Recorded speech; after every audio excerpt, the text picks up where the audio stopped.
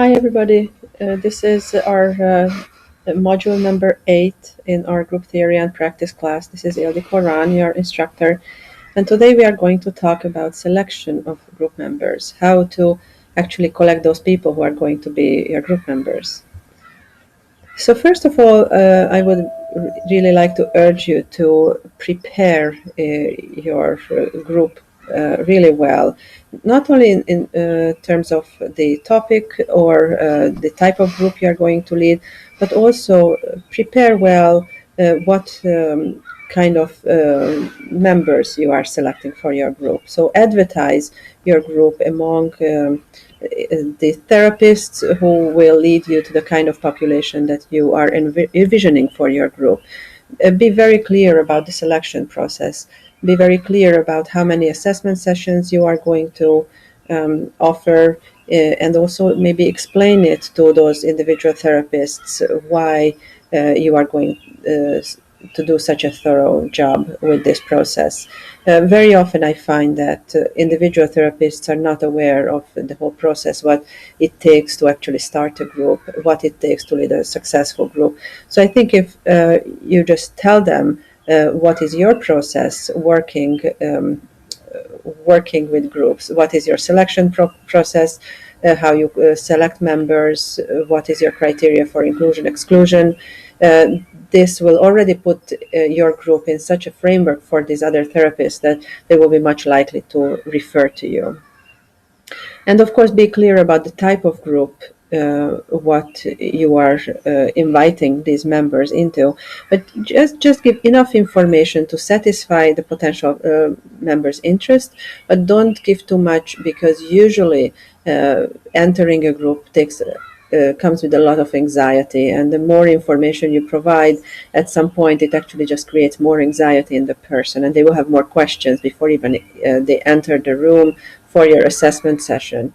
And I do think that if you have a well-prepared idea how you are going to deliver this assessment session, when the patients are or these clients are with you in the room, sitting with you, they will feel comfortable, they will feel at ease and contained, and they will feel your presence, and they will kind of gauge that holding environment for the group. So they already will have a more positive uh, engagement with you and your group in their mind.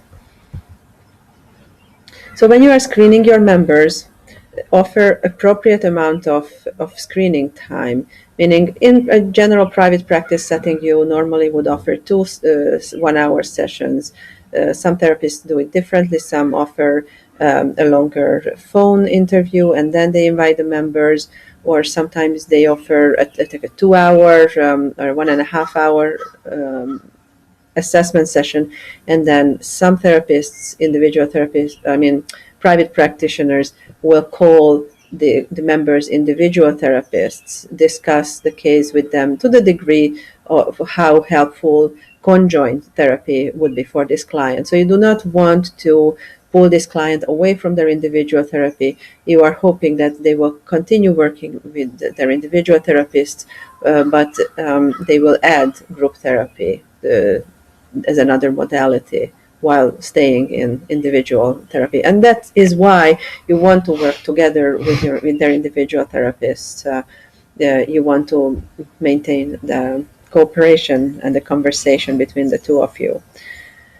And then I'm talking about this because I want to mention that some therapists, after they talked with the client's individual therapists, they will want to maybe have either a short session or a phone conversation with the client, very often then finalizing the details of the client's entry into the group. And that is also a good time to sign the contract, to ask the client to read the contract, understand, ask all the questions regarding it, and then sign it, and maybe make the first payment for the first month of group. If you are leading groups at agencies, it's very possible that there will be no screening at all, or the screening will not be in your hands. So you will just get a group that somebody else already screened and assessed, and you will be just told that this is the group you are going to run. These are the people who are in it, and you will meet them as you are walking in to the group room the first time. There are also drop-in groups when there is no screening and you also don't know who is going to show up that particular day. And some support groups have very specific practical inclusion criteria. So if you are leading a screening for a support group, again, it's most likely at an agency, then you will want to really gauge your screening to get that information if this particular client is appropriate for this particular group. And that usually doesn't take more than just one session. Usually that's just one assessment session that fits into a 50-minute hour. The exclusion criteria for group work. First of all, you do not want to force people to join a group. So if there is somebody who really doesn't want to join the group, you're not going to make them. Then you can ask the question how they ended up in your office. Of course, it doesn't really happen in private practice. It would happen more at agencies. But also in private practice, it might happen that somebody comes in and they have a preconceived idea of what group work might be, and as you are describing what your group is like, they might think that that's not the right kind of group for them. So then you planted the seed because you believe that your group could be therapeutic for this client, but you will let them go, and then they might pick up group therapy another time, or maybe indeed it's not for them. You don't want to include people in your group that cannot make the time commitment, the regular weekly sessions. If they have some work commitment or jobs where they cannot make it regularly to group, so then there is no point including them. You do not want to let people enter a group who are in acute crisis upon entering. If they need higher level of care, so you should make that recommendation. If they are in a life transition crisis situation, you might also encourage either going for individual therapy or maybe increasing the session per week for individual therapy. But you want to enter them into your group if it's a process group. You want to let them enter once the crisis is over. A different question is when a person enters an acute crisis while they have been already in group. So definitely then it can be a very supportive environment for them to stay in the group. So you do not want to kick people out from your group because they are in acute crisis. That's definitely part of the therapeutic effects of group, that they will pass that acute crisis situation easier or faster than as if they were alone dealing with it. People who have poor impulse control, you don't want to let into your group. Most likely it will be very difficult for them to verbalize their feelings and thoughts, and they will act out in group. So you first want to deal with that maybe in as a very specific group for that, like an anger management if it's an anger issue, or maybe individual therapy or other modes of treatment. And then if they're interested in joining the group later, they can. And then certain character defenses are very difficult to deal with in group. You probably have heard about the benefits of group therapy for narcissistic and borderline patients, people in generally with personality disorders. A group can be a fantastic way of getting them aware of the havoc they create in their interpersonal relationships, because it's so hard for them to see what is it that creates within them that havoc that all their friends and social circles respond to. In group, it can be very easy for them to learn, to see that, and then unlearn maybe some of the behaviors. But you want to be careful how many of these clients you would let enter into your group at the same time, or if you are up for dealing with a particular member. So when you are doing your assessment for group work, you will see them individually for one or a few sessions. It is helpful to have an assessment questionnaire, but you want to leave space for expanding on the interpersonal examples. So I, for example, have an assessment questionnaire. I have 18 questions on it, and quite a few of them are about conflict, previous conflicts in their lives, how they deal with conflict, how they see their role in that conflict situation, or people who are triggering them. And again, you are asking all the time for examples, real examples from the client's life. You want to find out if they can see parts of themselves projected into the person who they are having troubles with in their life. So you want to gauge their insight and their readiness to really looking at their role in their interpersonal conflicts. And then you also want to ask a few questions about intimate relationships, and you want to gauge at how this person might react to the intimacy that develops in groups, and how they might react to the different aspects of group cohesion, and how helpful their participation might be for other members. So you are really looking for red flags. And another thing you are looking for is that you want to know, according to this person's self-awareness, how is it that they would sabotage their work in the group? So they are here because they want to achieve certain goals. They want to change certain things in their lives. But apparently, until now, they haven't been able to change or shift those things. And here they are now. They are motivated. They want to join the group. They want to work on those issues. But you can expect that at a certain point during the course of the group treatment, they will not really want to engage in the actual work, because it's going to be difficult. Now they are motivated, but then when the difficulties arise, they are already having these relationships with the people in the group. They might shy away from the actual vulnerable places, and they might maybe enjoy the group as a social outlet, and they might then withdraw from the actual work they need to do. Or at some point, there might be such strong conflict that is really beneficial for them, but they might flee. If that is what they usually do in their life, that when there is a difficult situation where they are becoming really vulnerable or really triggered, and they leave the situation.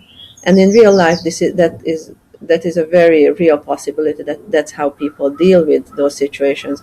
But when they want to flee from your group, you somehow want to be able to point it out to them that this is exactly the situation they refer to during the assessment, and you would like to encourage them now to stay and just continue the work in group. So that's one of the reasons why you want to do this thorough assessment, so that later you can use that information down the line when you see those aspects actually coming up, interfering with their continued participation.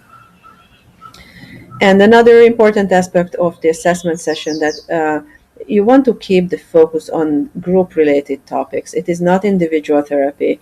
It doesn't matter if they have or don't have individual therapists, but you are not conducting individual therapy here. So you want to stay with those group-related questions. And usually people are really grateful that there is this thorough questioning, that because usually you don't get this list of questions from your therapist in individual therapy, and they usually get that there is a different focus here, and most clients, I find that they like these assessment sessions. You want to address your potential clients' fears, their anxieties about their previous, or sorry, about the upcoming group experience, whatever they imagine that this group would be like. So whatever fears and anxieties they have about it, and you want to acknowledge that, you want to validate and normalize those fears and anxieties, and you also want to prepare them how they might react if those fears are actually will actualize in the group room. And you also want to tell them that you will be there for them, that you will be there and you are aware of their fears and anxieties. So you will be that safe container for them and they can rely on you. You want to communicate it that. You want to communicate that in this assessment sessions.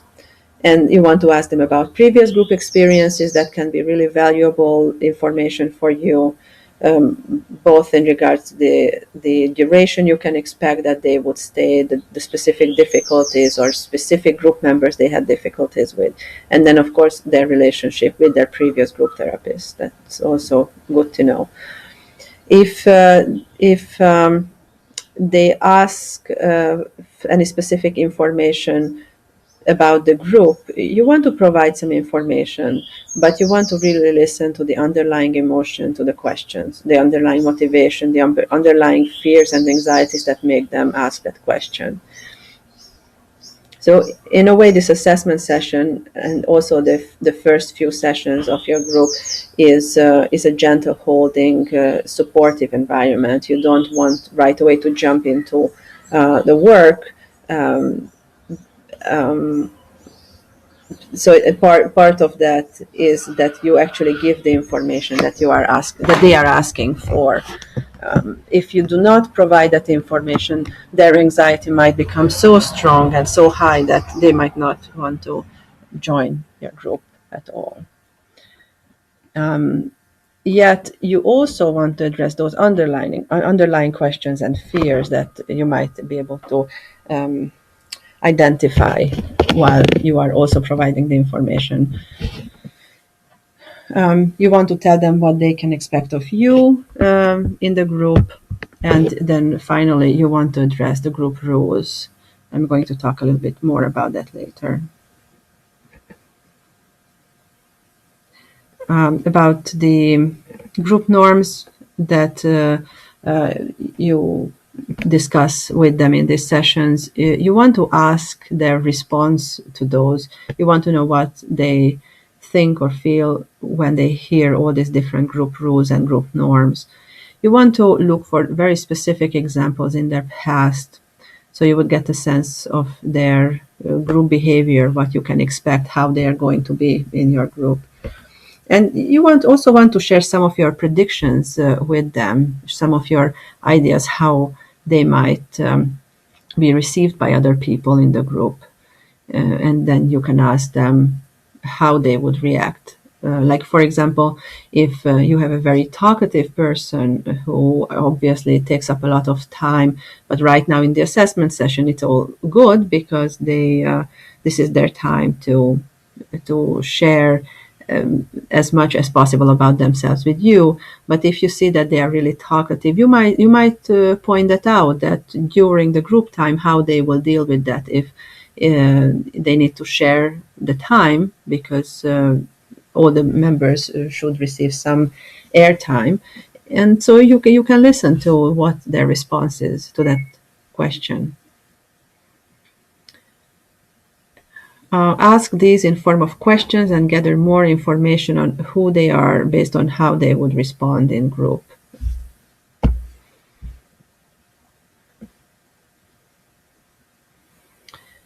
And if, again, you are discussing with them what I just started describing, the situation when they are talking a lot or they are taking up more space than other group members, and another group member would notice it.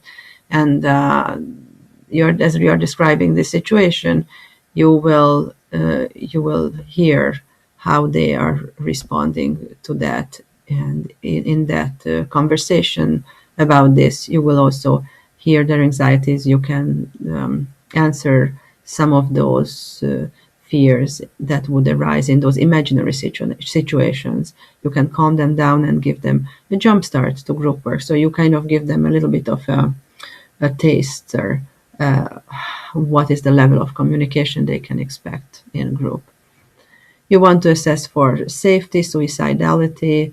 You want to assess for red flags, and you will also assess for their needs of you. And you want to ask specifically what is it that will make them feel more comfortable, or if they have a specific fear, what is it that you personally can help them when they might feel really vulnerable or triggered in the group, so they would know that, again, that you will be there for them.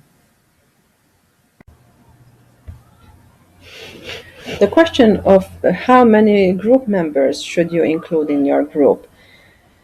Right now I'm talking mostly about the private practice setting where you would be leading a process group or a therapy group.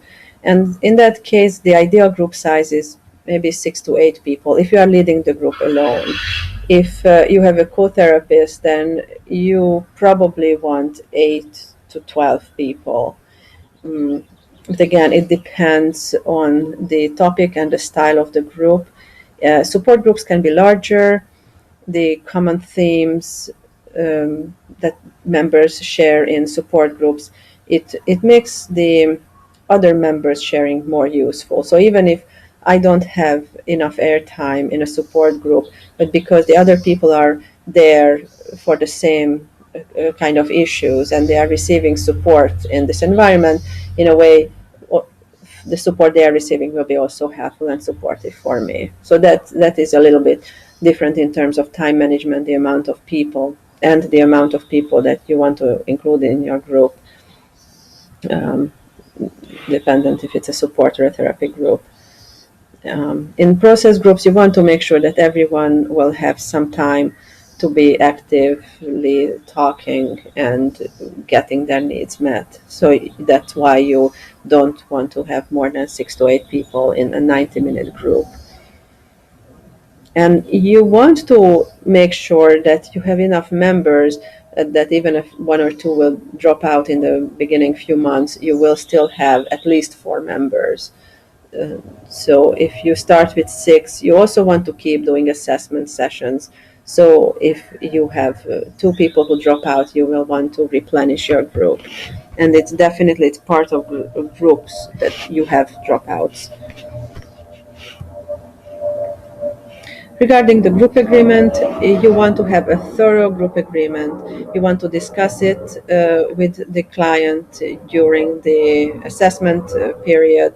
And if they do not have any questions, you want to make sure that you encourage them, that they will bring up these issues and questions related to the group norms and group rules later during the group time, if any of those would come up and would make them wonder or make them question any of those rules. So you want them to feel safe enough and encouraged enough that they will be able to do that. And you want to make sure that they know that there are no taboo topics. Some agencies do have some exclusions, they or exceptions. There are some groups where certain topics are not to be talked about.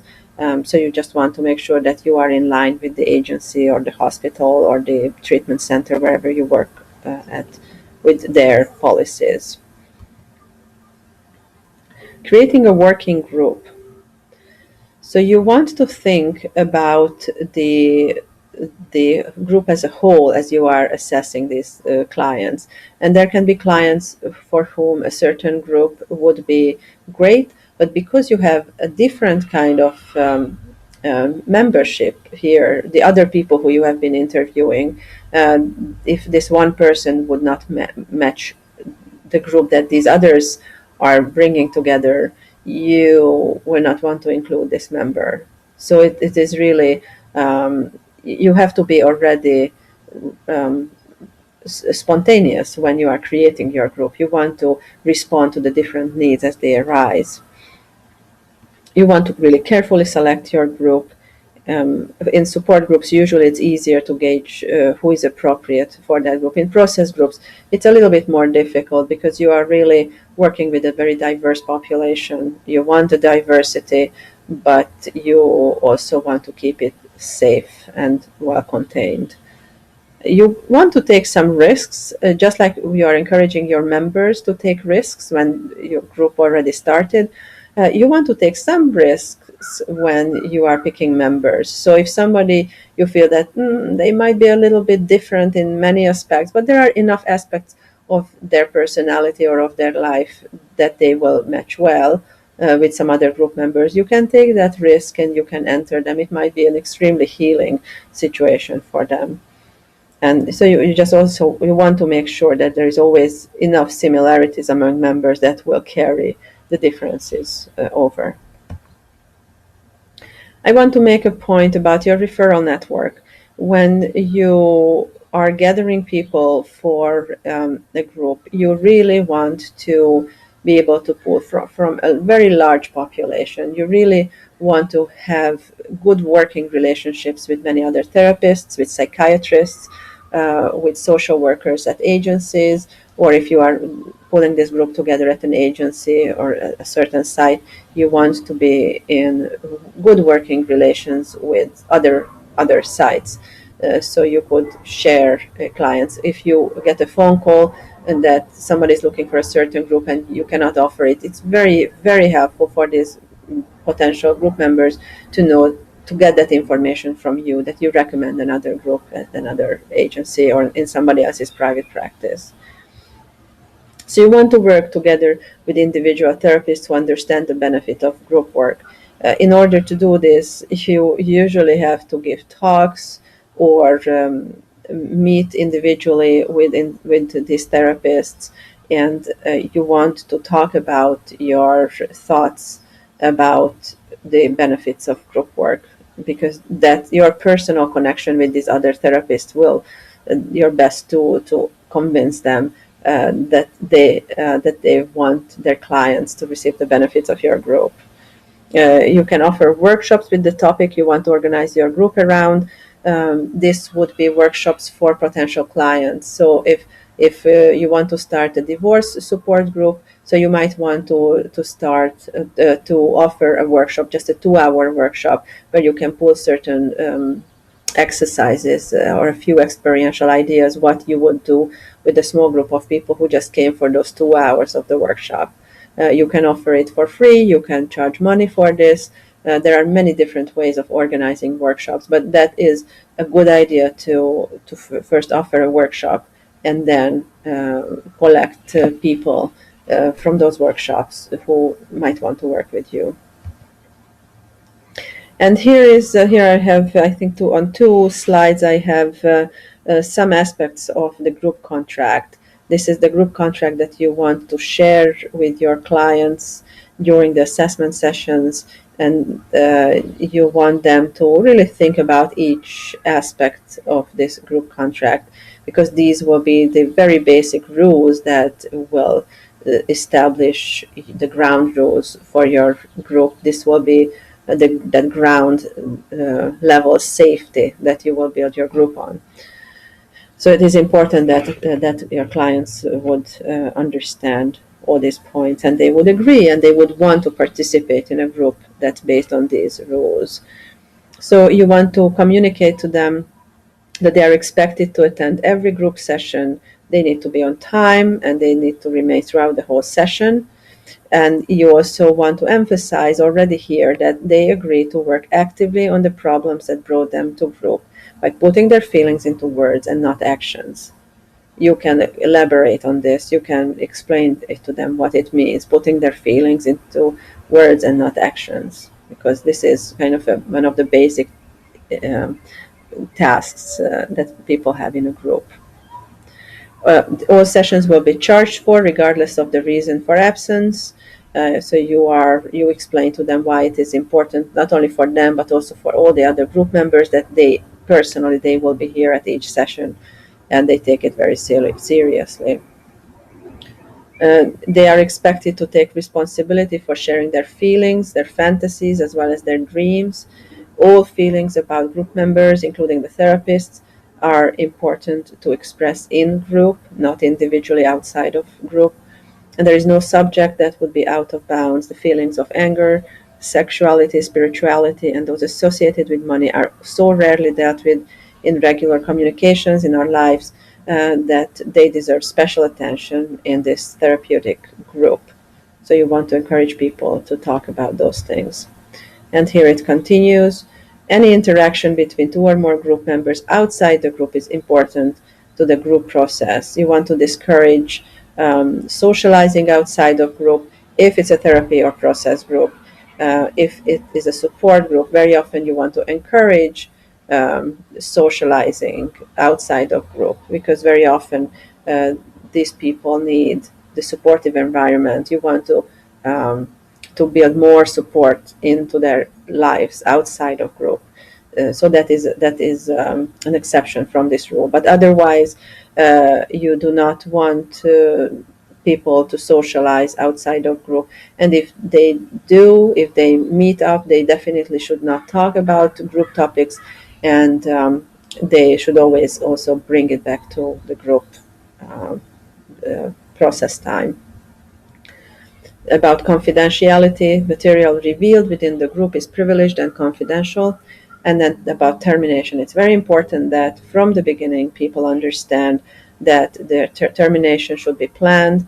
On joining the group, they agree to remain there in the group until the problems that brought them to group have been resolved. And leaving the group is an important process, and it will provoke feelings and fantasies in them and also in other group members. And they need to share these and they need to explore these. So no sudden terminations, such as telephone terminations or any termination without discussion with the entire group, can be accepted as reasonable or therapeutic.